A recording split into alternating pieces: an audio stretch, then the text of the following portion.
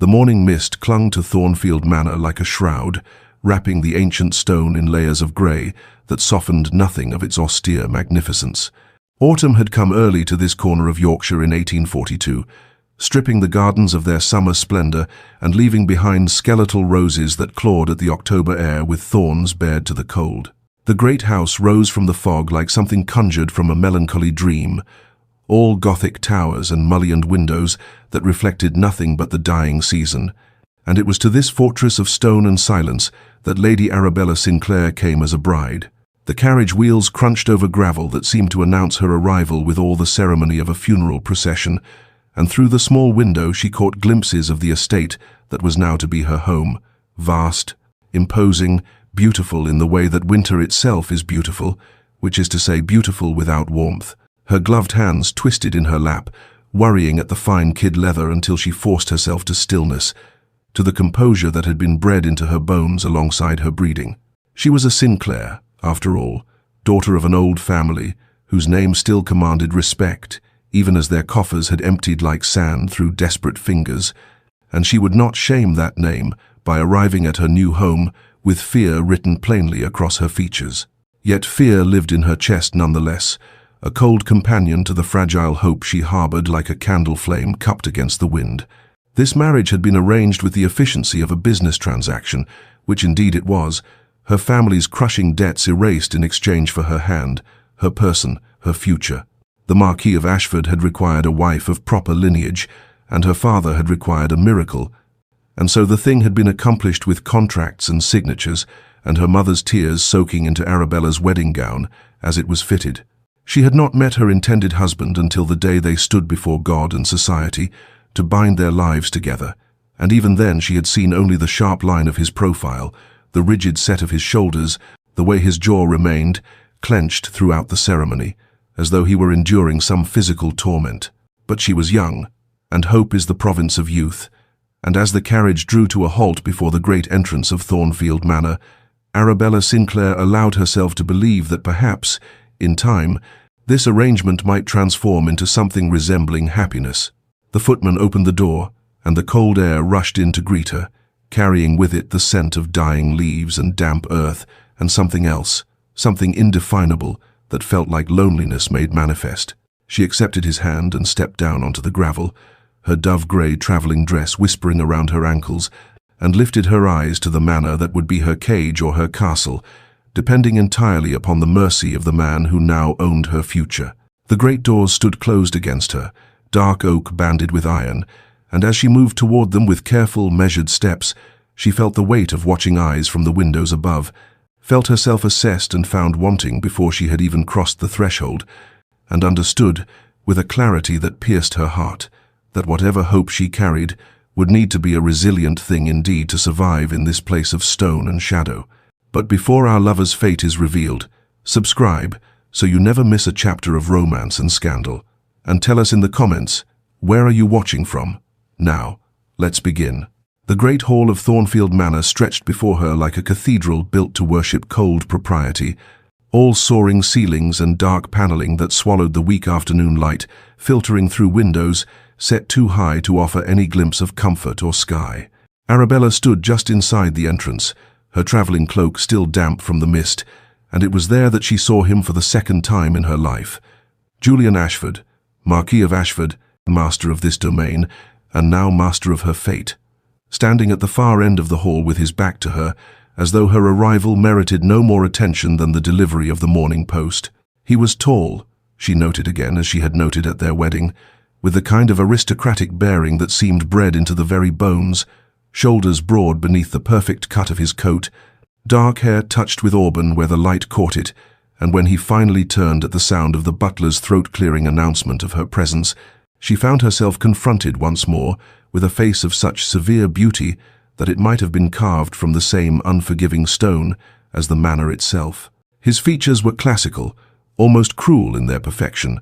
high cheekbones, a mouth set in a line that suggested it had forgotten how to curve into anything resembling warmth, and eyes of such a pale grey that they seemed to look through her rather than at her, assessing and dismissing in the same glance. The wedding ceremony rushed back to her in a flood of sensory memory, the way his hand had been cold as marble when he placed the ring upon her trembling finger, the sound of his voice speaking the vows with all the enthusiasm of a man reciting his own death sentence, the absolute absence of any softness in his expression as he had lifted her veil and pressed his lips to hers in a kiss that held no promise, no tenderness, only obligation discharged. She had trembled through the entire ceremony, her hands shaking so badly that her bouquet of white roses had scattered petals across the church floor like snow or tears, and he had not once met her eyes with anything resembling kindness or even simple human acknowledgement. Now, standing in his hall, she waited for him to speak, to welcome her, to offer even the barest courtesy that one might extend to a stranger seeking shelter. But instead, he turned to the butler and said, in a voice of such cultivated disinterest that it cut more deeply than any insult, "Mrs. Hartwell will show Lady Ashford to her chambers. See that she has everything required." Not to her, not one word directed to her, though she stood not 20 paces distant, though she was his wife, though every rule of decency demanded at least the pretense of civility. He spoke of her as though she were not present, as though she were a piece of furniture to be stored in an appropriate room, and then he simply walked away, his footsteps echoing against the stone floor with a finality that sounded like doors closing, like keys turning in locks,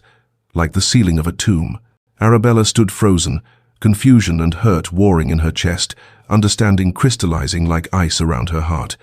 This was not to be a marriage of slow warming, of gradual acquaintance growing into affection. This was to be something else entirely, something she had no name for, something that felt like punishment for a crime she had not committed. That first night, alone in chambers that were beautiful and cold and separated from his by what might as well have been an ocean, she lay awake in the darkness and asked the silent room what she had done to deserve this exile, this marriage that was no marriage at all. But the answer that came back was only the sound of wind against ancient windows and the settling of old stones,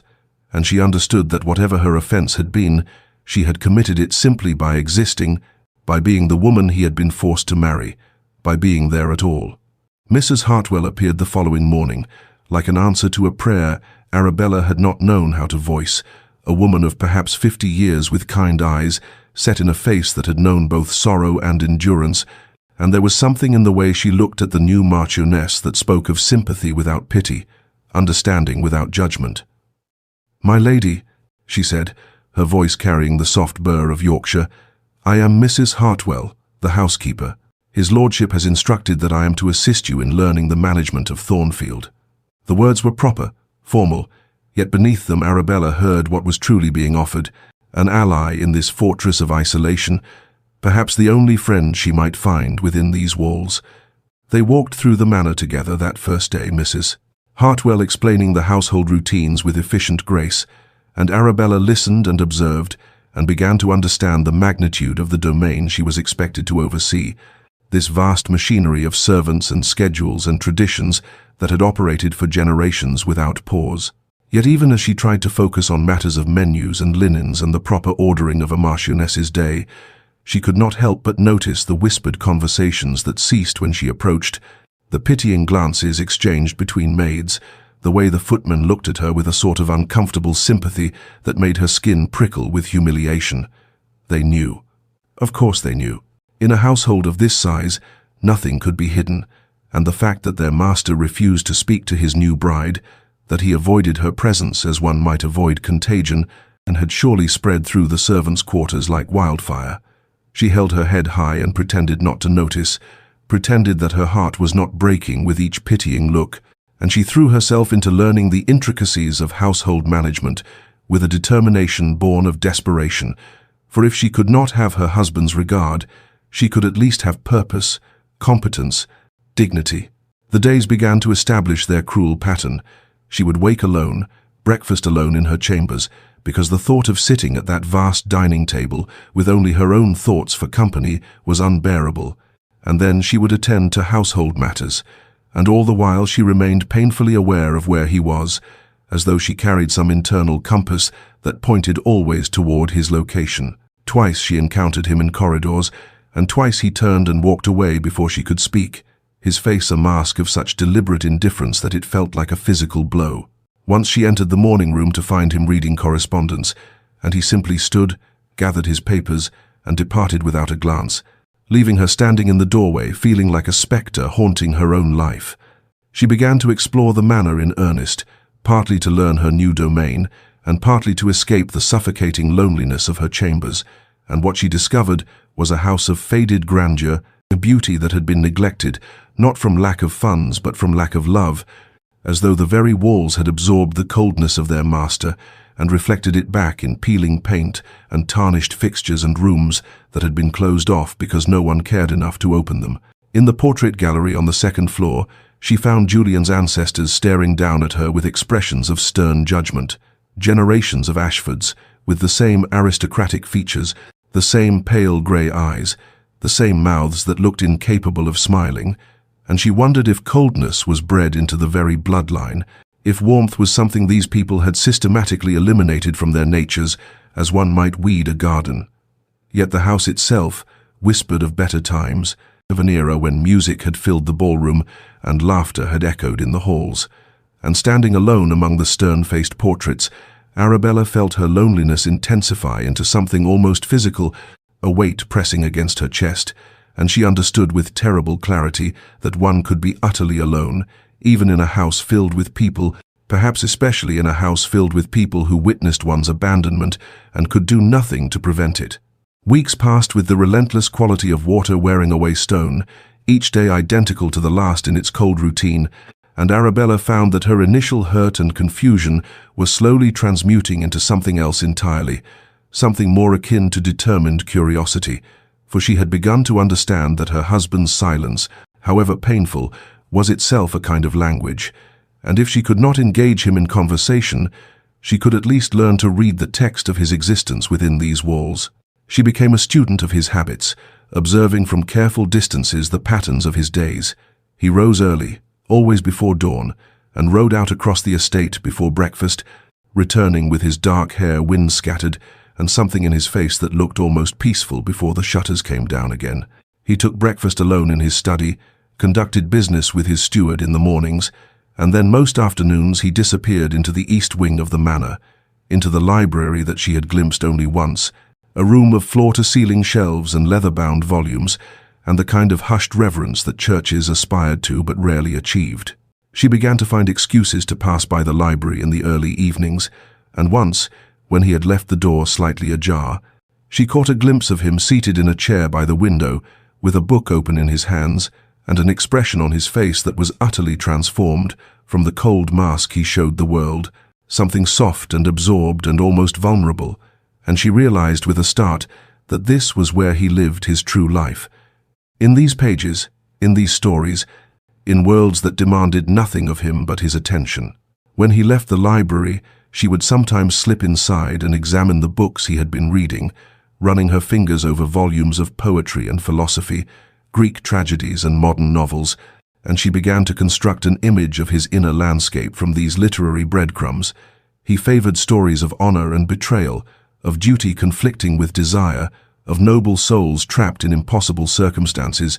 and she wondered what pain had driven him so deeply into these fictional sorrows that he could not bear to remain present in his own life. Yet the greatest puzzle was the contradiction she observed between his treatment of her and his treatment of nearly everyone else on the estate, for she learned through Mrs. Hartwell's careful comments and through her own observations during walks around the grounds that Julian was known among the tenants as a fair and even generous landlord, that he had reduced rents during poor harvests, that he had personally paid for the doctor when old Thomas Weatherby's wife had taken ill, that he had given the blacksmith's son funds to apprentice in London. She watched from her window one afternoon as he stopped to speak with a tenant farmer, saw him dismount and crouch down to speak to the man's small daughter, saw something in his face that was almost a smile when the child presented him with a handful of wildflowers, and the tenderness of that moment, brief as it was, made her want to weep with frustration and confusion. He had kindness in him, clearly, compassion and generosity, and even gentleness. So why did he reserve only cruelty for her, only this unbearable silence, only this studied indifference that felt more deliberate than any active hatred could be? Her determination shifted then, crystallizing into something new, She would no longer seek his approval or his acknowledgement, for that path led only to madness and despair. But she would understand him, would decode the mystery of this man who was capable of such contradictions, and perhaps, in understanding, would come either acceptance or the strength to endure what could not be changed, and perhaps, though she barely dared admit this even to herself, perhaps in understanding him, she might find the key to reaching him, to breaching whatever walls he had built around his heart, though what she would do with such a key, if she ever found it, remained a question she could not yet answer. Understanding, Arabella began to realize, was not the same as surrender, and if she could not breach the walls her husband had built around himself through direct assault, perhaps she might instead offer small tokens that would signal her willingness to meet him in the territory of his choosing, in that realm of literature and beauty where he seemed most himself, most at peace, most human.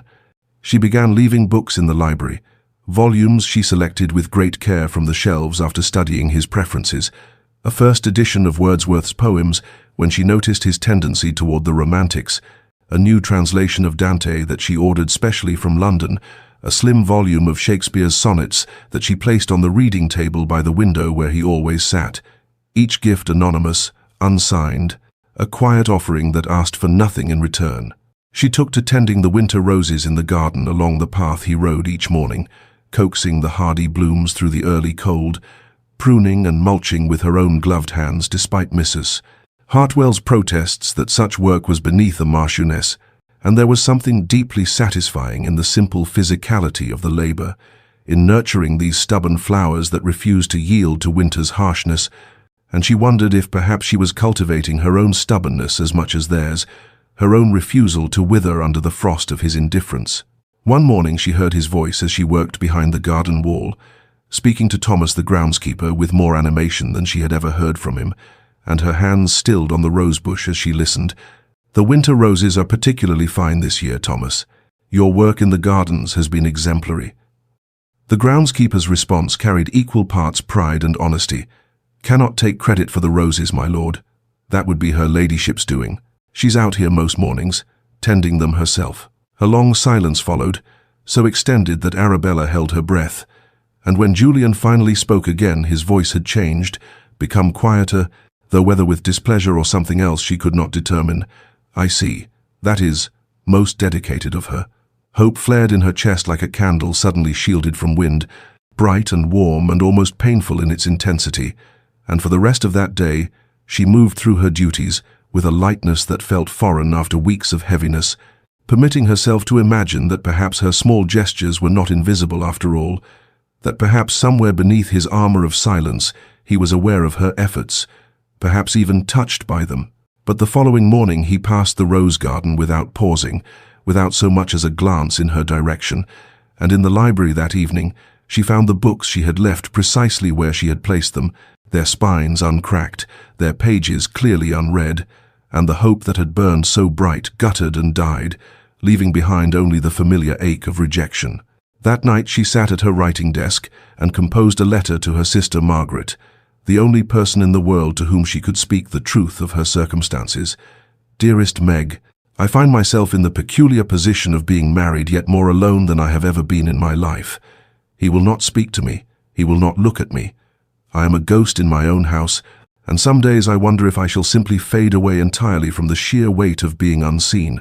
She paused, her pen hovering over the paper as she confronted the question that had been growing in her mind like a shadow. Could she endure this marriage, this half-life of silence and separation, for years, perhaps decades, until death released her from vows that had bound her to a man who would not acknowledge her existence? The question terrified her not because she feared the answer might be no, but because she suspected, with a grim certainty, that the answer was yes, that she would endure because she had no choice, because her family's survival depended on this marriage, because she had been raised to understand duty and sacrifice, and because somewhere in the depths of her heart, despite everything, she still harbored a foolish, stubborn hope that things might somehow change. She finished the letter, sealed it, and then sat in the darkness of her chamber, with her hands folded in her lap, and made herself a promise. She would not break, would not beg, would not debase herself by pleading for scraps of attention from a man who had made his feelings, or lack thereof, abundantly clear, and if she must live this life of elegant imprisonment, she would do so with dignity and tact, with her spine straight and her head high, and she would find purpose and meaning in the work of the estate and in service to those who depended upon Thornfield, even if she could never find love within its cold walls. 3 months had passed since Arabella had arrived at Thornfield Manor, 3 months of silence and separation that had settled into a rhythm as predictable as it was painful, when winter arrived in earnest with a violence that seemed to mirror something wild and desperate in her own heart, and on a day when the sky hung low and heavy with the promise of snow, she walked out into the gardens without proper cloak or bonnet, driven by a restlessness she could not name, a need to feel something other than the numbness that had become her constant companion. The rain began as she reached the rose garden, not the gentle misting rain of autumn, but a cold, driving deluge that soaked through her thin day dress within moments, and still she stood there among her winter roses, tilting her face to the sky, as if the water might wash away the accumulated sorrow of these months. And by the time she returned to the manor, she was shivering so violently that Mrs. Hartwell cried out in alarm and immediately summoned the doctor, for even Arabella could recognize that the cold had penetrated deep into her bones, settling there with an ominous heaviness. The fever came that night, raging through her with a ferocity that left her insensible, lost in dreams that twisted the reality of her waking life into even more nightmarish shapes, and through the haze of her illness, she was dimly aware of Mrs. Hartwell's worried face, of the doctor's grave pronouncements, of the servants moving quietly through her chamber with cool cloths and medicinal draughts. What she did not know, could not know in her fevered state, was that Julian had been informed of her illness within an hour of the doctor's arrival, and that his reaction, witnessed only by his valet Henderson, had been a sight remarkable enough that Henderson would speak of it in whispered tones to Mrs. Hartwell. The Marquis had gone white as death itself, and had gripped the back of his chair with such force that his knuckles stood out stark against his skin, and had demanded to know every detail of her condition with an urgency that bordered on violence. Mrs. Hartwell, who had served the Ashford family for 30 years and had learned to read the subtle signs of emotion beneath aristocratic restraint, noticed that his lordship took to pacing the corridor outside Arabella's chamber in the evenings, noticed that he questioned her extensively about the Marchioness's condition each morning, and noticed the barely concealed anxiety in his eyes when she reported that the fever had not yet broken. On the 3rd night of Arabella's illness, when the crisis was at its peak, and the doctor had admitted with grim honesty that the outcome remained uncertain, Mrs. Hartwell emerged from the sick room near midnight to find Julian standing in the darkened corridor like a sentinel, still dressed in his evening clothes, his face haggard in the candlelight, and though he said nothing, his presence spoke volumes that his silence had previously denied. It was then, with Arabella's life hanging in the balance behind that closed door, that Julian spoke his first words about his wife to anyone other than in the most impersonal terms, and though his voice was quiet, almost strangled, the words carried a weight that made Mrs. Hartwell's eyes sting with sudden tears. "See that she has everything she needs, Mrs. Hartwell, everything. Spare no expense. Bring specialists from London if necessary. Whatever she requires to recover, it shall be provided." And then, after a pause in which something seemed to break behind his carefully maintained facade, "She must recover. Do you understand? She must." Mrs. Hartwell understood, perhaps better than Julian himself understood in that moment, and she returned to her patient with renewed determination, and whether through the doctor's skill, or the strength of Arabella's own constitution, or perhaps through the sheer force of Julian's desperate, unspoken will, the fever broke at dawn on the 4th day, and Arabella woke weak but clear-headed to find Mrs. Hartwell weeping with relief beside her bed, and outside in the corridor, unbeknownst to her,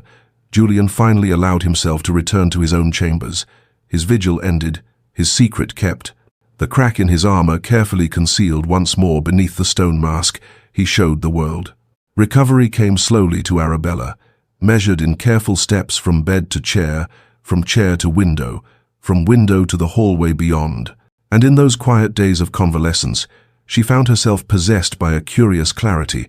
as though the fever had burned away something more than illness, had purged from her the desperate need for Julian's acknowledgement that had colored her first months at Thornfield Manor, and what emerged from the ashes of that fever was a woman who understood, perhaps for the first time,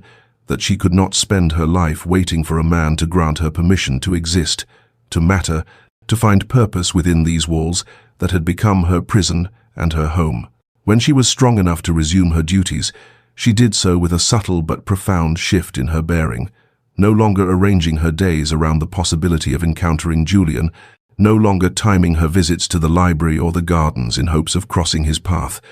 and instead she turned her full attention to the estate itself, to the tenants and servants and land that constituted the true heart of Thornfield,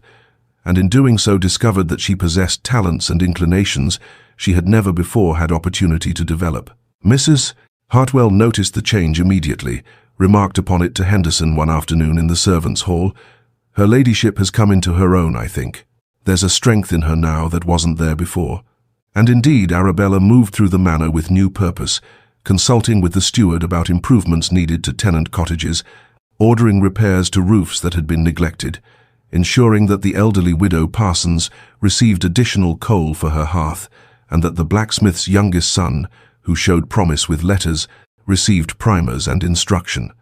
She established a small school in one of the unused estate buildings, teaching the tenant children herself on Tuesday and Thursday afternoons,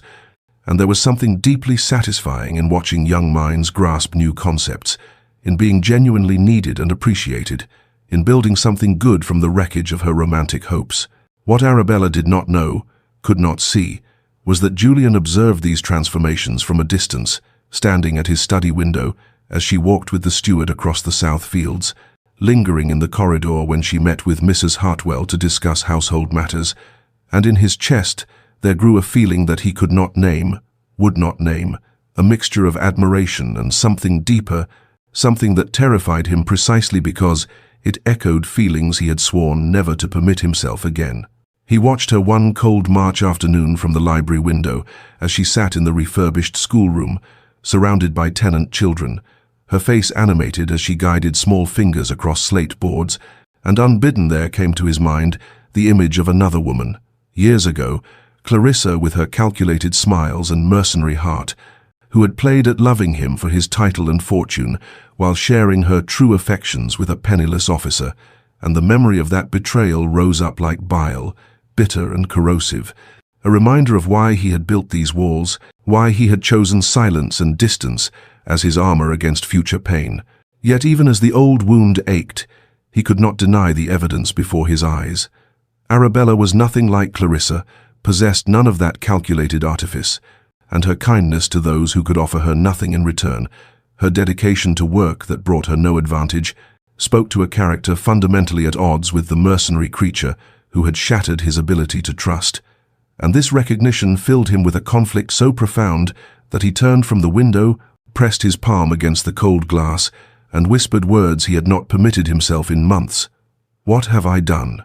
"Have word." The Dowager Marchioness arrived at Thornfield Manor on a bright April morning without prior notice, sweeping through the entrance hall with the imperious confidence of one who had been mistress here for 30 years before relinquishing the role, and Arabella, summoned hastily from her morning correspondence, felt her stomach tighten with apprehension as she descended the stairs to greet the formidable woman who had attended her wedding with an expression of barely concealed disapproval. Lady Catherine Ashford possessed the same aristocratic features as her son, softened only slightly by age, and her sharp grey eyes assessed Arabella with a thoroughness that made the younger woman feel as though every inadequacy were being catalogued and noted. Yet Arabella met that scrutiny with the composure she had learned during these difficult months,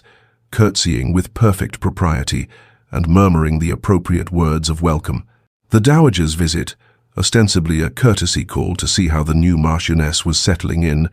revealed its true purpose over tea, when Lady Catherine announced with the casual authority of one accustomed to absolute obedience that she would be hosting a dinner party at week's end to properly introduce Arabella to local society, and that both she and Julian would naturally attend as guests of honor. Arabella's teacup trembled slightly in her hand, for she understood immediately what this meant. The first time she and Julian would be required to appear together publicly as husband and wife, to perform the pantomime of marital unity before the watching eyes of society, and the prospect filled her with a dread so profound she could barely form words to acknowledge the announcement. The week that followed passed in a blur of preparation, Mrs. Hartwell consulting endlessly about appropriate attire, while Arabella tried on gown after gown, seeking something that would armor her adequately for the ordeal ahead, finally settling on a dress of deep sapphire silk that brought out the blue of her eyes and lent her pale complexion a becoming luminosity. On the evening of the dinner party, as her lady's maid arranged her hair in an elaborate style that left her neck bare and vulnerable, Arabella studied her reflection in the mirror and barely recognized the woman who looked back, for despite the elegant gown and carefully arranged curls, her eyes held a wariness that no amount of powder and paint could disguise, the expression of one preparing for battle rather than a social gathering. The Dowager's London townhouse blazed with light as their separate carriages arrived, and Arabella felt Julian's presence before she saw him, that familiar tension that always accompanied their proximity, and when he emerged from his carriage and their eyes met across the torchlit courtyard, she witnessed something remarkable. He looked at her, truly looked at her, for the first time in 4 months, and in his dark eyes she saw surprise, admiration, and something that might have been regret flicker across his features before his customary mask descended once more. Inside, the dinner was an exercise in excruciating formality, with Arabella seated at Julian's side, so close that his sleeve occasionally brushed her bare arm and sent unwelcome shivers through her body, and she navigated the evening with desperate grace, smiling at appropriate moments, conversing intelligently with the gentleman to her left, all while hyper-aware of Julian's brooding silence beside her. It was Lady Imogen Hertford, a beautiful blonde whom Arabella vaguely remembered from her wedding, who delivered the cut that made the evening's true nature clear, remarking in a voice pitched to carry, "How charming that the Marquis has finally decided to acknowledge his little bride in public, though one wonders what has changed after months of such pointed neglect." And though Arabella maintained her composure, kept her expression serene, she saw Julian's jaw tighten, saw his hand clench around his wine-glass with such force that she feared the crystal might shatter, and for one breathless moment she thought he might actually speak, might defend her against the barely veiled mockery, but instead he remained silent as stone, and Arabella felt something inside her chest crack just a little further, even as she smiled and raised her own glass, as if she had not heard the cruelty beneath Lady Imogen's honeyed words. The carriage ride back to Thornfield Manor passed in suffocating silence, with Arabella and Julian occupying opposite corners of the compartment, as though the space between them were filled with something toxic and untouchable, and she kept her gaze fixed firmly on the darkened window, watching the night-shrouded countryside blur past, while her mind replayed Lady Imogen's cruel remarks, and the worse cruelty of Julian's continued silence in the face of them, and by the time they arrived at the manor, she felt hollowed out, emptied of everything except a bone-deep exhaustion that had nothing to do with the late hour. She descended from the carriage without waiting for assistance, gathered her skirts, and moved toward the entrance with mechanical precision, wanting only to reach the sanctuary of her chambers, where she might finally remove the mask of composure she had worn throughout that interminable evening. But as she crossed the threshold into the great hall, she became aware of footsteps behind her, Julian's distinctive stride, and she paused despite herself, her heart beginning a treacherous acceleration even as she warned it against hope. He stopped perhaps 3 paces behind her, close enough that she could hear his breathing, and the silence stretched between them heavy with words unspoken,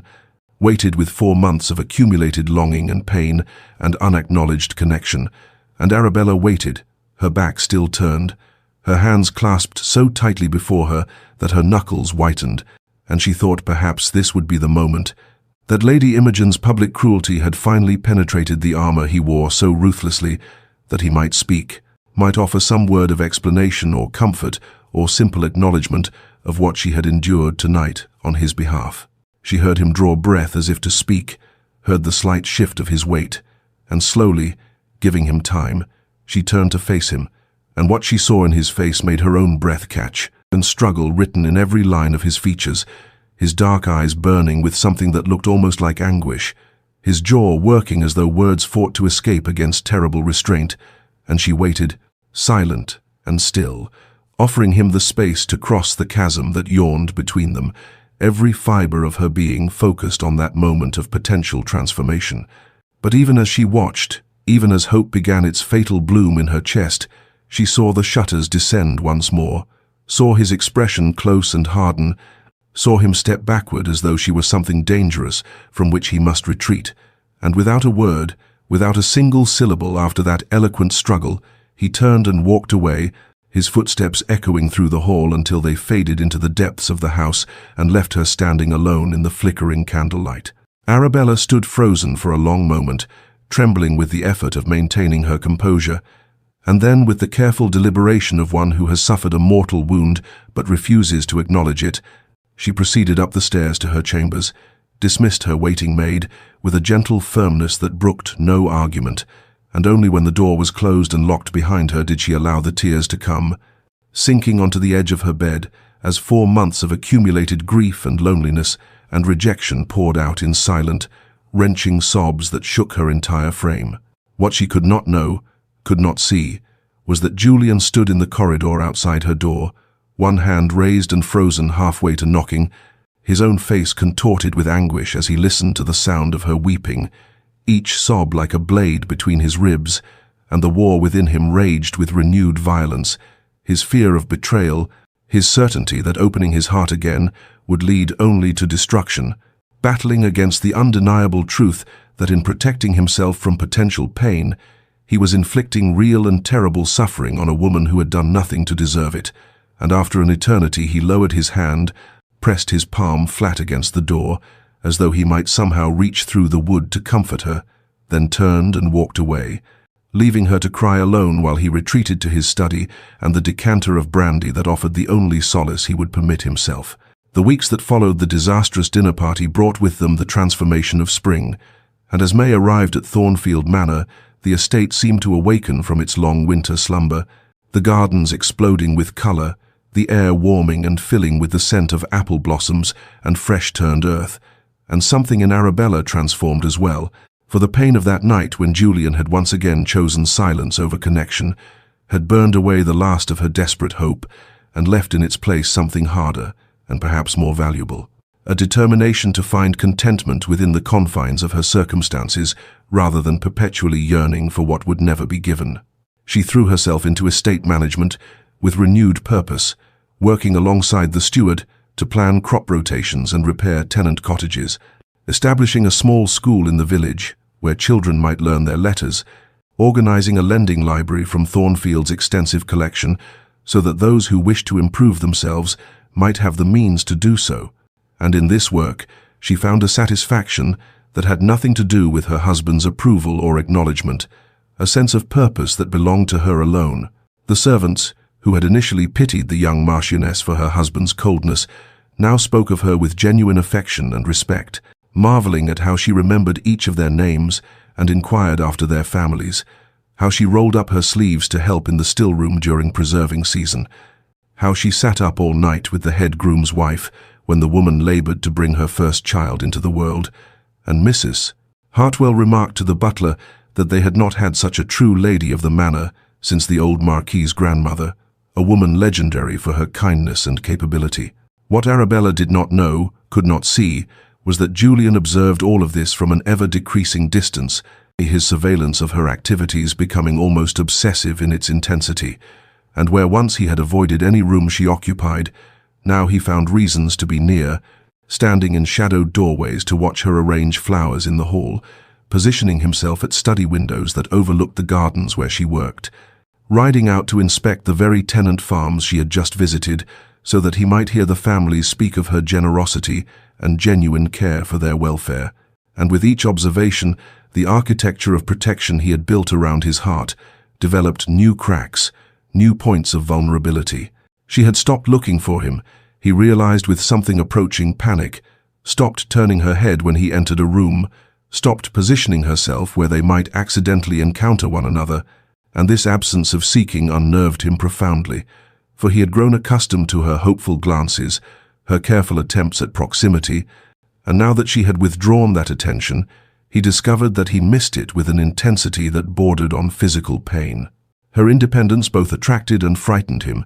This woman who had arrived at Thornfield 5 months ago with apprehension in her eyes and desperation in her circumstances, who had endured his calculated cruelty with dignity, and who had now somehow transcended her need for him even while remaining trapped within their marriage, and Julian found himself in the peculiar position of having achieved exactly what he thought he wanted. A wife who expected nothing from him and who had ceased to hope for his affection, only to discover that this victory tasted of ashes and brought him no peace whatsoever. For the control he had sought through silence was slipping through his fingers like water, and he was left grasping at nothing, while she moved through Thornfield like a beacon of light that illuminated everything except the darkness in which he had chosen to dwell. It was an afternoon in late May when Arabella entered the East Wing Library, seeking a specific volume on estate management that Mrs. Hartwell had mentioned. The room flooded with golden light that streamed through the tall windows and illuminated the thousands of leather-bound spines that lined the walls from floor to ceiling, and as she searched the upper shelves near Julian's customary reading chair, she noticed a slim volume that had been misshelved, wedged behind a row of larger books, as though someone had hidden it there deliberately or perhaps thrust it away in a moment of pain. And when she pulled it free, several letters fell from between its pages, fluttering to the floor like wounded birds, their paper yellowed with age, and their ink faded but still legible in the slanting afternoon light. She should not have read them, she knew this, even as she knelt to gather them, knew that these were private correspondence not meant for her eyes, but something in the elaborate feminine handwriting caught her attention. The way certain words seemed to leap from the page with calculated cruelty, and before she could stop herself she was reading, her hands beginning to tremble as the contents revealed themselves with devastating clarity. Letters from a woman named Clarissa, written in a tone of such manipulative sweetness laced with contempt that Arabella felt her stomach turn, references to dear Julian's devotion and how easy it is to secure his affection when one knows his weaknesses. Mentions of another man, someone referred to only as my true love, and a final letter dated 3 years prior that spoke with breathtaking callousness about how she had extracted what value I could from the engagement before the scandal had broken and the arrangement had been dissolved. Arabella read each letter twice, her mind racing to connect these revelations with the man who had punished her with silence for 5 months, and suddenly his behavior took on an entirely different character, transformed from incomprehensible cruelty into the desperate self-protection of someone who had been publicly humiliated and betrayed, who had offered his heart and had it crushed with calculated precision, who had been used as a means to an end by someone he had trusted completely,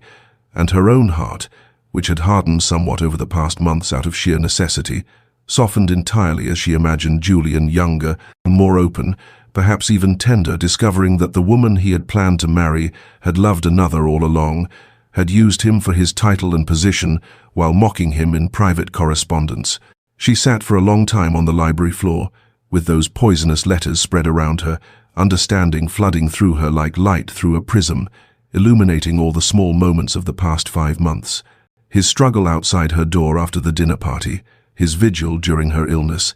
the way his jaw had tightened when Lady Imogen had made her cruel remarks,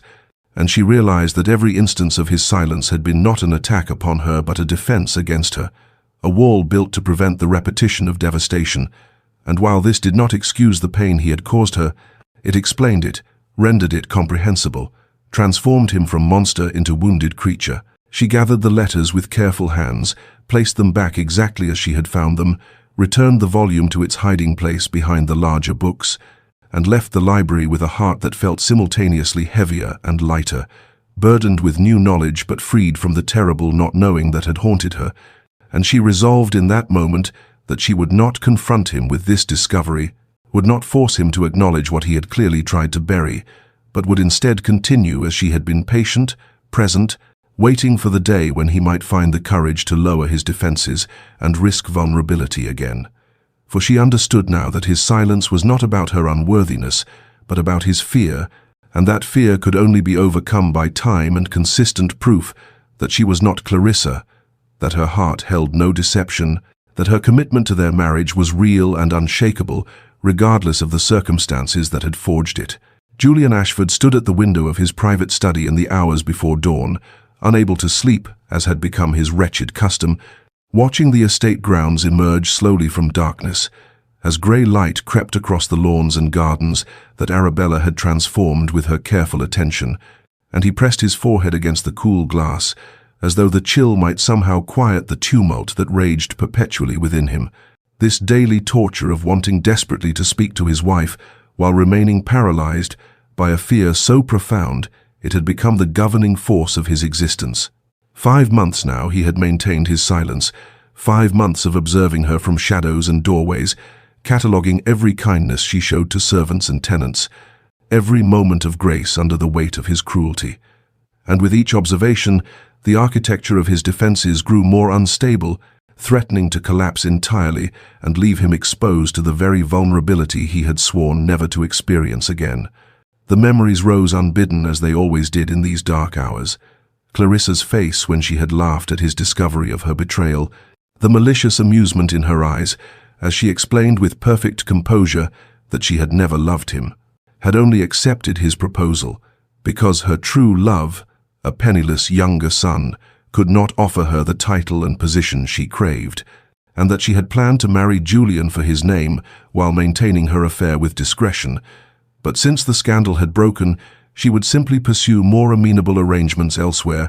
and was he not fortunate, she was releasing him from such an obviously doomed match. He had been 26 then, young enough to believe that love conquered all obstacles, naive enough to trust completely, and the public humiliation that followed the whispers at social gatherings, the pitying looks, the barely concealed amusement that the proud Marquis of Ashford had been made such a spectacular fool had scorched something essential from his soul, left him convinced that vulnerability was synonymous with destruction and that trust was merely the prelude to betrayal. His father, dying 2 years later, had extracted a promise from him with his final breaths, that Julian would remarry, produce an heir, fulfill his duty to the family name, regardless of his personal devastation. And Julian had agreed because one did not refuse a dying father's request,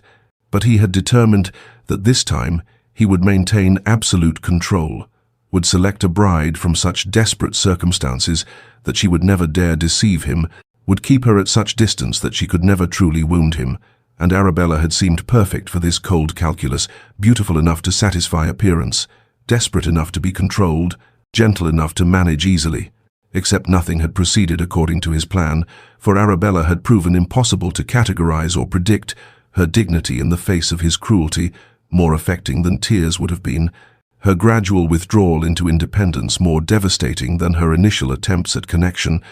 and now Julian found himself in the peculiar agony of having achieved exactly the isolation he had sought, only to discover that it brought no safety, only a different species of pain, sharper and more constant than anything Clarissa had inflicted. He wanted to speak to Arabella, God, how he wanted to speak to her, to explain himself, to apologize, to ask if perhaps they might begin again,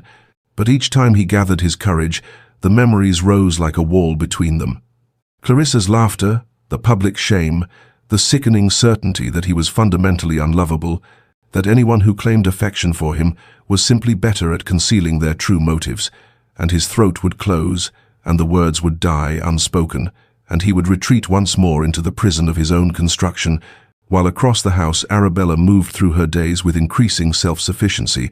requiring less from him with each passing week, and Julian watched his plan to keep her at distance succeed so completely that he was losing her without ever having had her at all. His control revealed as the illusion it had always been, leaving him grasping at shadows, while the substance of what they might have been together slipped irrevocably beyond his reach. The rose garden had become Arabella's particular sanctuary in these late spring weeks, a place where she could lose herself in the practical work of tending the climbing varieties that covered the southern wall of the manor, their blooms heavy with fragrance that reminded her of her childhood home, and on this particular morning she had decided to prune the highest canes that had grown wild over the winter, reaching above her head with shears while balanced precariously on the old wooden ladder that the groundskeeper had warned her was unstable, but which she had assured him would serve well enough for this small task. She was deeply absorbed in her work, the physical labor providing relief from the constant awareness of Julian's presence somewhere in the house, that peculiar tension that had become the permanent condition of her existence, and she did not hear his approach along the gravel path, did not know he had paused at the garden entrance, as was his custom these past weeks. Observing her with that intensity, she sometimes felt like heat against her skin, but never permitted herself to acknowledge directly. The ladder shifted beneath her weight, as she stretched to reach a particularly stubborn cane, the old wood creaking in warning, and she felt the precise moment when the leg gave way, felt gravity claim her in that suspended instant, before falling when the mind comprehends disaster. But the body has not yet experienced it, and she gasped as the world tilted sickeningly, and she began to drop backward toward the stone path below. Julian moved with a speed that seemed impossible given the distance between them, covering the garden length in what could only have been seconds, though to Arabella it felt like an eternity of falling. And suddenly there were hands on her waist, strong and sure, breaking her descent and pulling her against a solid chest, and the impact of landing in his arms, rather than on unforgiving stone, drove the breath from her lungs in a rush of shock and relief. The world stopped in that moment, suspended as completely as she was suspended in his embrace, and Arabella found herself staring up into Julian's face from a distance of mere inches, close enough to see the gold flecks in his dark eyes, close enough to feel his breath against her cheek, close enough to observe the way his pupils dilated as they stared at each other with an intensity that made her heart hammer against her ribs. With such force, she was certain he must feel it through the layers of fabric that separated them. His hands remained on her waist where they had caught her, his fingers pressing into her sides with a firmness that bordered on desperation, and she watched his throat work as though he were trying to swallow words, watched his lips part as though speech might finally emerge after 5 months of silence, and she held her breath, hoping and fearing in equal measure, being suspended, not just in his arms, but in the possibility of this moment becoming the transformation she had waited for with such patient anguish. "My lord," she whispered, her voice barely audible, and she felt him flinch at the sound as though she had struck him, saw something crack in his expression, some careful control, giving way to raw emotion, and for 3 heartbeats she was certain he would speak, certain the wall between them would finally crumble, but then his face shuttered once more, and he set her on her feet with a gentleness that contradicted the abruptness of his withdrawal, and without a word he turned and walked away, though not before she saw his hands trembling at his sides, shaking with what might have been fear or desire or both. And long after he had disappeared into the house, Arabella stood in the garden touching her waist where his hands had been, feeling the ghost of his touch like a brand against her skin, and despite everything, despite 5 months of silence and loneliness and confusion, she felt hope kindle in her chest once more, fragile and tentative but undeniably real, because a man who trembled after touching his wife was not a man who felt nothing, and perhaps silence was not the opposite of love, but merely its terrified guardian. The Dowager Marchioness arrived at Thornfield Manor 3 days after the incident in the garden, her carriage pulling up to the entrance with the decisive authority that characterized all her actions, and she swept into the house with the kind of purpose that made servants step quickly aside, and Julian, upon being informed of her presence, feel an uncharacteristic flutter of something approaching apprehension, for his mother possessed the singular ability to see through every defense he had ever constructed, and had never hesitated to dismantle them with surgical precision when she deemed it necessary for his own good. He received her in the drawing-room with the formal courtesy their relationship demanded, bowing over her hand and inquiring after her health and journey. All the small rituals of their class, that provided a veneer of civilization over what he suspected would prove to be a deeply uncomfortable conversation, and his mother endured these pleasantries for precisely the amount of time propriety required before dismissing them with a wave of her gloved hand and fixing him with a look that had made him confess childhood transgressions decades ago, and had lost none of its efficacy in the intervening years. "Sit down, Julian," she commanded, not requested, and he found himself obeying despite being the master of this house, and no longer a boy to be ordered about, settling into the chair across from hers, while she regarded him with a mixture of exasperation and concern that made something in his chest tighten painfully. "I have been patient," she began, her voice carrying that particular tone that indicated her patience had reached its absolute limit. "I have waited for you to come to your senses, to recognize what is plainly obvious to everyone in this county, except apparently yourself, but I can wait no longer, because that girl upstairs, your wife, in case you have forgotten, is being destroyed by your cruelty, and I will not stand by and watch you repeat the mistakes that nearly ruined you once before." Julian felt anger flare hot and immediate, the automatic defense against anyone who dared broach the subject of Clarissa, but his mother continued before he could marshal his objections, leaning forward in her chair with an intensity that pinned him in place. "Do not," she said sharply, "do not dare to claim this is about protecting yourself, because we both know that what you are doing to Arabella has nothing to do with protection and everything to do with cowardice, with your refusal to acknowledge that not every woman is Clarissa Pemberton, that not every offer of affection is a disguised betrayal, and that by treating your innocent wife as though she were guilty of another woman's crimes, you are becoming the villain in your own story, rather than the victim you insist on remaining."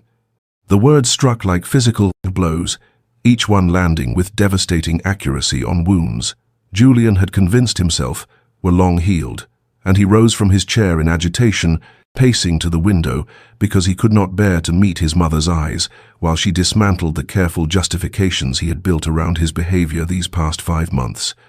"You know nothing of what I endured," he said, his voice low and rough with suppressed emotion. "The humiliation, the public mockery, the certainty that I was fool enough to believe in love only to discover it was elaborate manipulation, and I cannot endure that again." His mother rose as well, crossing to stand beside him at the window, and when she spoke her voice had softened, though it lost none of its directness. "I know everything of what you endured, my son. I was there through all of it. I held you through the worst of it. And I know that Clarissa Pemberton was a mercenary creature who saw you as a stepping stone to position rather than as a man worthy of love. But Julian, that girl loves you, yes, loves you. You fool, I have seen it in her eyes every time your name is mentioned, in the way she has tried so desperately to make a home in this mausoleum you've created, in her dignity, in the face of treatment that would have broken a lesser woman. And you are destroying her and yourself with this silence, this distance, this stubborn refusal to see that Arabella is not Clarissa and never could be." Julian turned to face his mother fully, and she must have seen something in his expression, some crack in the armor, some admission of the agony he had been living with, because her face softened further, and she reached up to cup his cheek as she had when he was a child. "Release her or claim her properly," she said gently but firmly, "but do not continue this halfway existence where you are married but not married, where you observe her from shadows while denying yourself and her any chance at the happiness you both deserve. Because, my darling boy, you are not being fool again by trusting Arabella. You are being fool right now by refusing to trust her, by letting Clarissa win even though she has been gone from your life for years, by choosing fear over the possibility of love." And with those words hanging in the air between them, the Dowager Marchioness left the room, left her son standing at the window, with his carefully constructed defenses crumbling around him, and the terrible, wonderful possibility taking root that perhaps his mother was right, that perhaps he had been destroying the very thing he most wanted by trying so desperately to protect himself from wounds that Arabella had never intended to inflict. And for the first time in 5 months, Julian allowed himself to consider that his silence might not be protection at all, but merely another form of betrayal, this time of a woman who deserved so much better than the ghost of a husband he had given her. The letter arrived on a morning that marked precisely 6 months since Arabella had crossed the threshold of Thornfield Manor as its new Marchioness. 6 months since she had last heard her husband speak directly to her. 6 months of silence and observation, and the peculiar half-life of being married yet utterly alone. And when Mrs. Hartwell brought the black-bordered envelope to the morning room, where Arabella was reviewing household accounts, something in the housekeeper's expression prepared her for devastation, even before she broke the seal with trembling fingers and read the words that confirmed her father had passed away peacefully in his sleep 3 days prior, and that her presence was requested at home, though it was no longer truly home, was it? For she had been sold away to save the very estate where her father now lay awaiting burial, for the funeral arrangements and the settling of his affairs. She sat very still after reading, the letter resting in her lap while the words blurred before her eyes, and she felt a curious numbness spread through her limbs, as though her body were protecting her from the full weight of grief by rendering her incapable of feeling anything at all.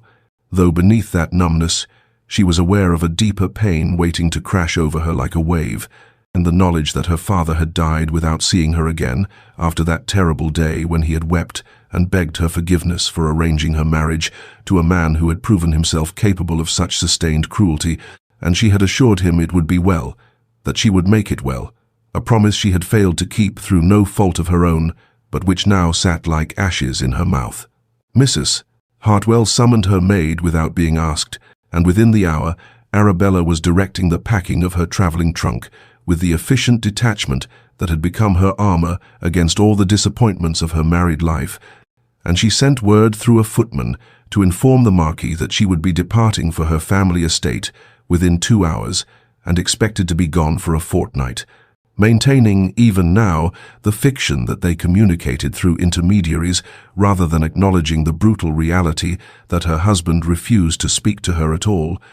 and she felt a distant contempt for herself that even in grief she could not bring herself to simply walk to wherever he was in this vast house and tell him directly, could not break the pattern they had established, because to do so would be to admit how thoroughly abnormal their arrangement was, how completely she had failed to forge any true connection with the man whose name she bore. The coach was being prepared in the circular drive when Julian emerged from his study and inquired of a passing servant why there was such activity, and when told that the Marchioness was departing for a family funeral,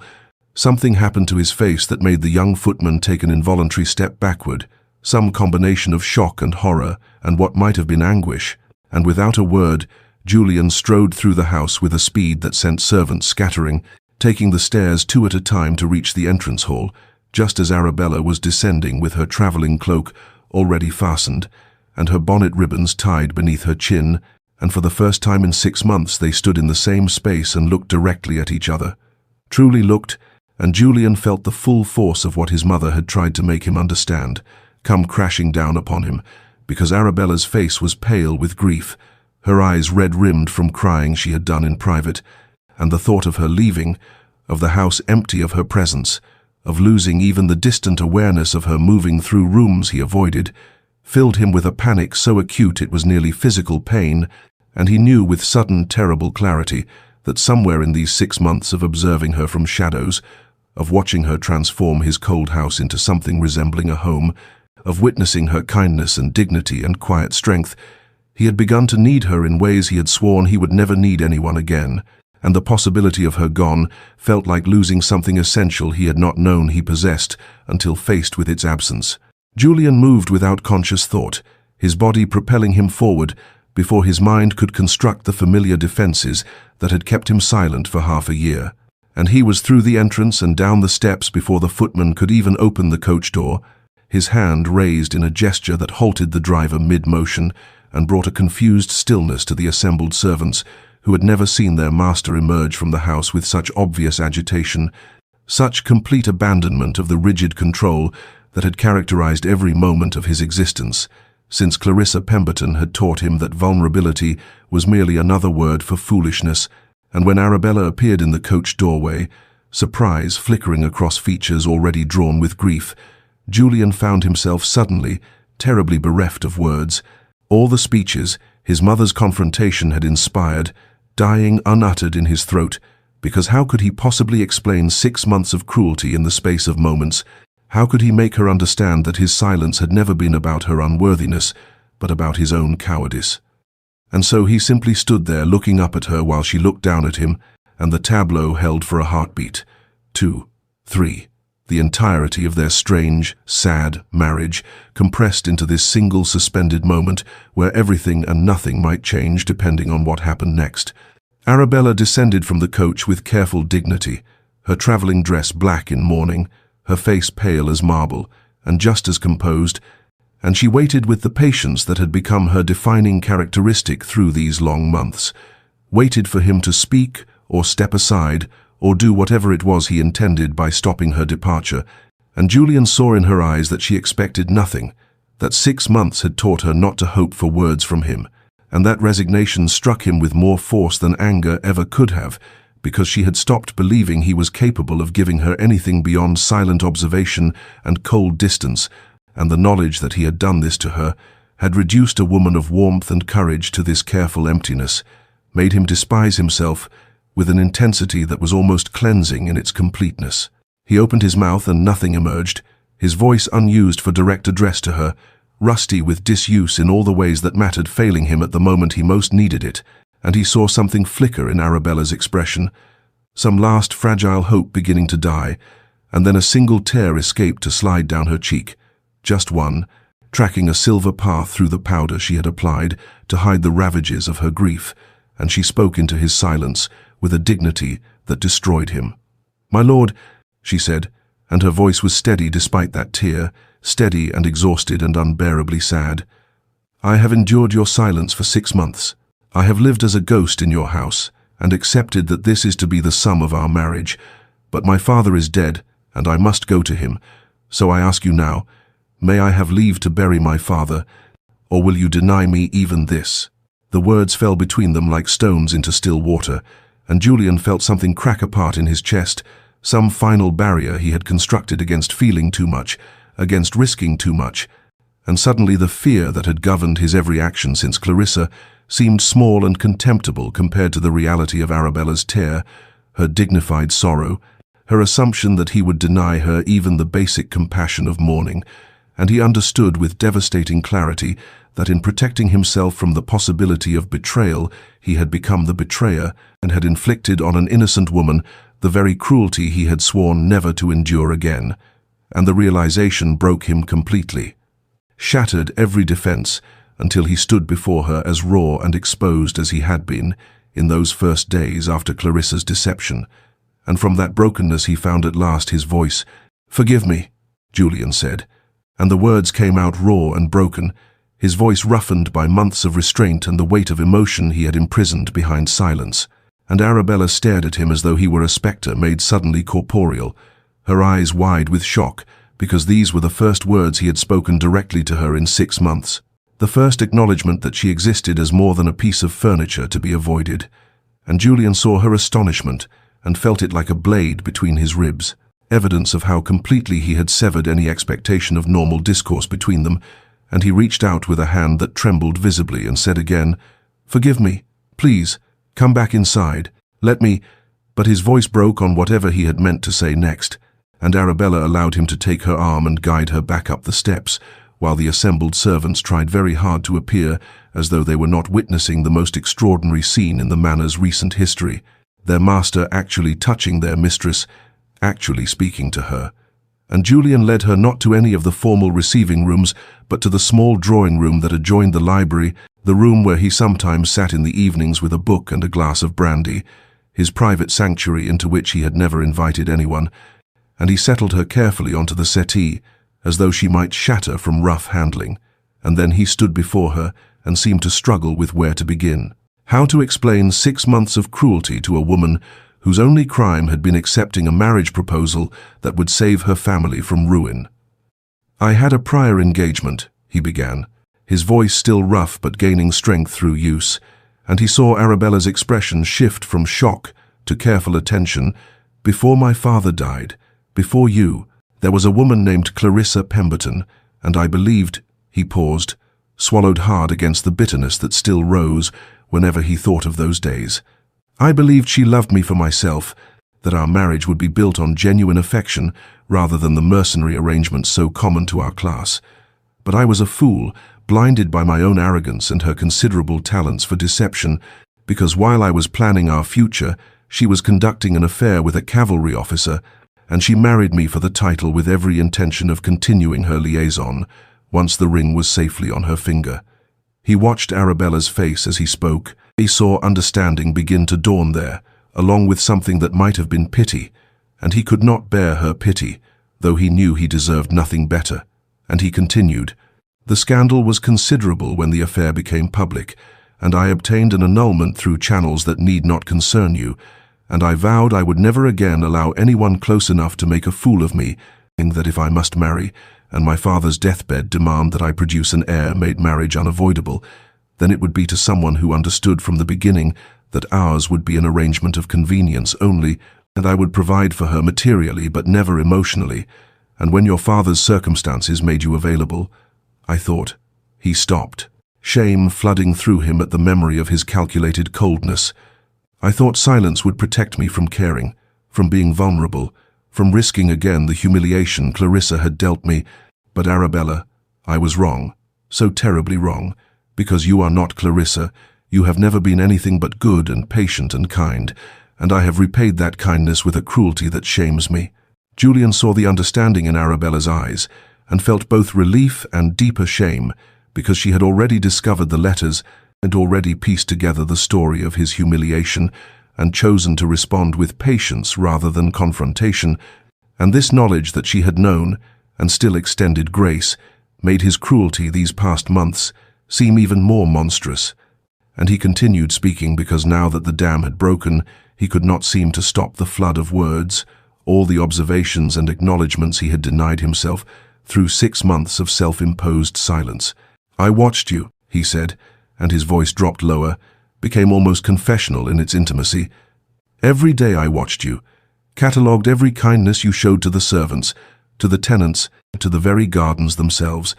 I saw you leave books in the library, and I read every single one because they were your recommendations, and I wanted to know your mind. I stood in the shadows when you taught the tenant children to read, and marveled at your patience. I heard you speak gently to Mrs. Hartwell about her rheumatism, and watched you implement changes to make the staff's lives easier, and every act of goodness was like a stone added to the crushing weight of my own cowardice, because I could see that you were everything. Clarissa was not genuine where she was false, kind where she was cruel, patient where she was demanding, and yet I could not let go of my fear, could not risk believing that you might be what you appeared to be, because Clarissa had appeared genuine too until she wasn't, and I thought if I just maintained distance, maintained silence, I could protect myself from ever being vulnerable again." He moved to the window, unable to meet her eyes as he made his next admission, his reflection in the glass, showing him a man who looked haggard and older than his years, worn down by the effort of sustaining cruelty against his own inclinations. "But I was not a victim in this, Arabella. I was a coward, because you gave me no reason to distrust you, no cause to treat you as I did. And I knew it even as I continued my silence, knew that I was punishing you for another woman's sins, using you as a shield against feeling anything that might make me vulnerable. And the truth is that my silence was never about protecting myself from you. It was about protecting myself, from the knowledge that I wanted to speak to you, wanted to know you, wanted to be the husband you deserved, instead of the ghost I had become." He turned back to face her, and the afternoon light through the window cast his features in sharp relief, showing every line of anguish and regret that marked his face. "You deserved a husband, and I gave you a ghost, gave you silence and coldness and a house to manage, but no partnership, no companionship, none of the things that make a marriage bearable, let alone happy, and I have no right to ask anything of you after 6 months of such treatment, but I am asking anyway because I am selfish enough to want a chance at redemption, even if I have not earned it." He crossed to where she sat and knelt before her, this proud Marquis who had held himself so rigidly apart, and he took her hands in his with a gentleness that contradicted 6 months of studied coldness. "Let me accompany you to your father's funeral," he said, and his voice carried both plea and promise. "Let me stand beside you as a husband should. Let me support you through this grief, as I failed to support you through every day that preceded it. And when we return, let me begin again. Let me court you as I should have from the beginning. Let me earn what I tried to take without giving anything in return. Because, Arabella, I want to be the man you deserve, and I am finally ready to try." The journey to Arabella's family home began in silence, but it was a different silence than the one that had characterized their marriage these 6 months. For this silence held possibility rather than rejection, anticipation rather than despair. And as the carriage rolled through the countryside, with Julian sitting across from her rather than refusing to share the space at all, Arabella found herself stealing glances at her husband, as though seeing him for the first time. This man who had finally spoken, finally explained, finally asked for a chance to begin again. Julian caught her looking once, and instead of turning away as he would have done even yesterday, he held her gaze and said quietly, "Tell me about your father." And so she did, the words coming haltingly at first because she had grown so accustomed to silence, but gradually gaining fluency. As Julian listened with an attention so complete, it felt like a physical presence, and she spoke of her father's kindness, his struggles after her mother's death, the series of poor investments that had brought their family to the brink of ruin, and the guilt he had carried at having to marry her to the silent Marquis to save them all from debtor's prison. "He wrote to me," she said, her voice catching. "Every week," he wrote, asking if I was happy, and I could never bring myself to tell him the truth, because it would have broken his heart to know that his salvation had purchased my loneliness. And Julian's expression showed such pain at this revelation that Arabella reached across the space between them without thinking and touched his hand. A gesture that made him go absolutely still before his fingers slowly curled around hers. Their first voluntary touch, their first moment of connection freely chosen. They spoke for hours as the landscape changed outside the carriage windows, Julian sharing his own history in greater detail now that the dam of silence had broken, telling her of his childhood in the vast manor, with parents who showed more affection to their hunting dogs than to their son, of the loneliness that had driven him to books and solitary pursuits, and of how Clarissa had seemed like a miracle because she had appeared to want him rather than his title. And Arabella understood then that they were both wounded creatures, both carrying scars that made trust difficult, and perhaps that understanding could be the foundation of something real. The funeral was small and somber, held in the village church where Arabella had been christened, and Julian stood beside her throughout with a steadiness that she had never expected from him, his hand at her elbow, and his presence a bulwark against the weight of grief. And when her younger sister Margaret threw herself into Arabella's arms, weeping, Julian quietly ensured that the girl had a handkerchief and a moment of privacy with her sister, demonstrating a thoughtfulness that made Arabella's heart turn over in her chest. Afterward, when they returned to her family's modest home, so different from Thornfield Manor's grandeur, Julian met her surviving family members with a courtesy that held no condescension, and when he learned the extent of their continued financial struggles despite the marriage settlement,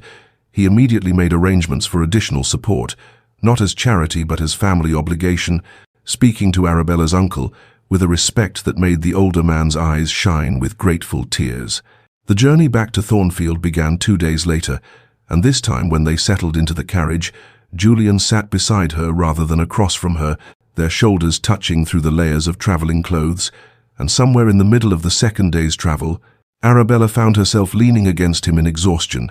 and Julian's arm came around her shoulders, tentative at first, then more firmly when she did not pull away, and she fell asleep to the steady rhythm of his heartbeat, and woke to find him watching her with an expression of such tender wonder that she felt heat rise to her cheeks. They spoke of lighter things on this return journey, books they had both read, opinions on estate management, small observations about the passing scenery, building gradually toward the intimacy that should have begun 6 months ago. And when Arabella laughed at something Julian said about a particularly pompous neighbor, his face transformed completely, the rigid coldness melting into a smile that made him look years younger and impossibly handsome, and she realized with a start that she had never seen him smile before, not once in 6 months of marriage. As the carriage finally rolled up the drive to Thornfield Manor in the late afternoon light, the familiar building looked different to Arabella, less imposing, and more like a home that might someday be filled with warmth rather than silence.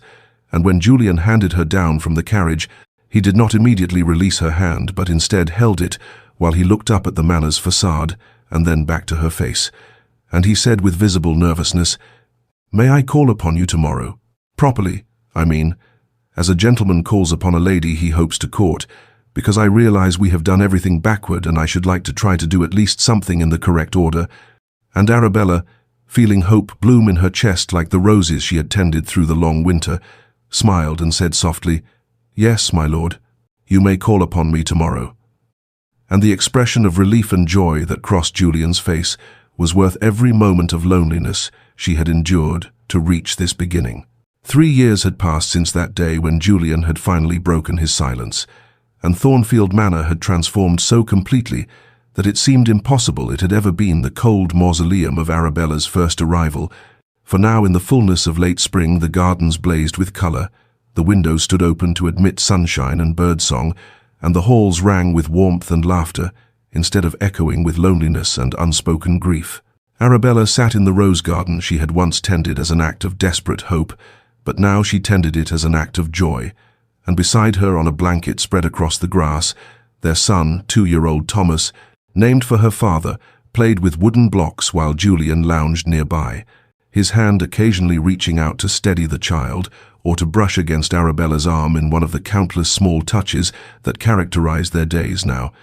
These constant physical reassurances that they were real, that they were together, that the silence had been conquered by connection. Julian caught her watching him and smiled, that transformation of his features that still made her heart catch even after 3 years of seeing it daily. And he said softly, "What are you thinking, my love?" And she replied truthfully, "I was remembering the first day I arrived here, how frightened I was, how certain I was that I had married a man who would never see me as anything more than an obligation." And Julian's expression grew serious as he reached for her hand, bringing it to his lips in a gesture that had become habitual between them. "I see you," he said, as he had said countless times since that day of confession. "I see you, Arabella, and I thank God every morning that you had the patience to wait for me to find my courage." And she leaned into him, remembering the long months of silence, but remembering more clearly the moment when everything had changed, when her single tear had broken through his defenses and he had finally spoken, finally explained, finally begun the work of becoming the husband she deserved. She thought of their first kiss, which had come 2 weeks after his formal call upon her, when he had courted her in her own home, with flowers and conversation and trembling earnestness, and she had finally taken mercy on his nervousness and kissed him herself, surprising them both with her boldness, but more with the passion that had ignited between them once the walls had finally come down. And she remembered, too, their wedding night remade not the cold, silent horror of the first one, but the tender, passionate claiming that had come months later when Julian had asked her permission to truly be her husband, and she had granted it with her whole heart. Their son laughed suddenly, a bright sound that drew both their attention, and Julian scooped the child up with practiced ease, holding him high and making him giggle with delight. And Arabella watched her husband with their son, and felt such fullness in her chest that it seemed impossible she had ever been the lonely girl who had walked these halls in silence and despair. The life they had built together was not perfect. They still had moments of misunderstanding, still carried scars from their difficult beginning, but it was real and hard-won and precious beyond measure. And Arabella knew that the patience she had shown, the determination not to break even when breaking would have been easier, had purchased something far more valuable than mere survival. It had purchased transformation, redemption, and a love that was all the stronger for having been forged in the crucible of suffering and silence. Dear listener, perhaps you have found yourself in a place of silence, in a relationship or circumstance where you give and receive nothing in return, where patience seems like foolishness and hope feels like a luxury you can no longer afford. And if so, know this. Arabella's story teaches us that some transformations cannot be rushed, that some walls must be dismantled brick by careful brick rather than demolished in a single moment, that sometimes the greatest act of courage is not the dramatic gesture, but the quiet persistence of showing up day after day with grace and dignity intact. Not every silence will end as Arabella's did. Some silences must be walked away from. Some walls were never meant to be scaled, but there is profound strength in maintaining your own integrity while others find their way, in refusing to let another person's wounds make you cruel in return, in choosing patience without becoming a martyr to it. The key is in knowing the difference between patience that comes from hope and patience that comes from fear, between waiting for transformation and waiting for permission to exist. And Arabella knew that difference, because even in her patience she maintained her sense of self, her purpose, her determination to be fully human even when her husband was giving her only silence in return. May you find the wisdom to know when to wait and when to walk, when to persist and when to protect yourself. And may you understand that the patience that leads to transformation is always grounded in self-respect rather than self-abandonment. And if you have been the one hiding behind silence and walls, may you find the courage Julian found to speak your truth before it is too late, to risk vulnerability before the cost of protection becomes higher than the cost of openness, to understand that the person waiting for you on the other side of your fear might be exactly the person worth being brave for. This story comes to you from love, laughter, and happily ever after, where we believe in the power of patience, the possibility of transformation, and the enduring truth that sometimes the greatest love stories are not about love at first sight, but about love that grows slowly in the darkness until it is finally strong enough to withstand the light. If this story has touched your heart, subscribe to join our community of believers in second chances,